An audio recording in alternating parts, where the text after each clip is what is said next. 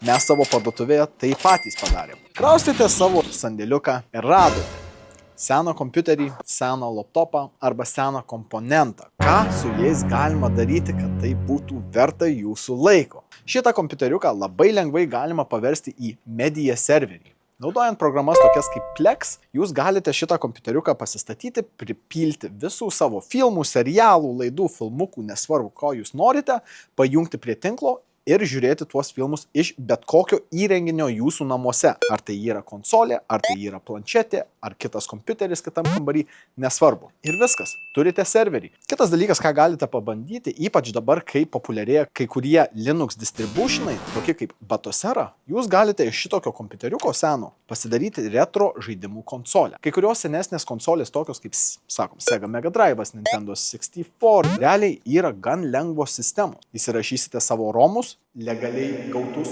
romus ir jūs turėsite puikią retro žaidimų konsolę. Jums tik tai reikės kontrolerio. Tai yra seni žaidimai, jie beveik vietos neužimdavo. Tai realiai jūs galite supilti kelis šimtus žaidimų, netgi į 100 GB sistemą. Jeigu turite detalių, jūs bet kada tai galite padaryti į meno projektą. Mes tai žinom, mes savo parduotuvėje tai patys padarėme. Su monitorių siena, motininių plokščių siena, vaizdo plokštės displejus su veikiančiais ventiliatoriais, kietųjų diskų paveikslas. Biški durnas video, ne?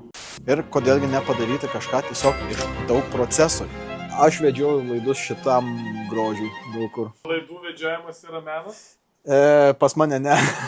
Paskutinis dalykas. Vien dėl to, kad komponentas arba sistema yra sena, nereiškia, kad jie neturi vertės. Jūs visą laiką tai galite parduoti, jeigu tai yra veikiantis dalykas. Jeigu norite sužinoti, kaip parduoti savo komponentus, ką reikia paruošti juose, palaikinkite video, ateityje padarysime video, kas į tai įeina. Mes visi turim senų komponentų visokių.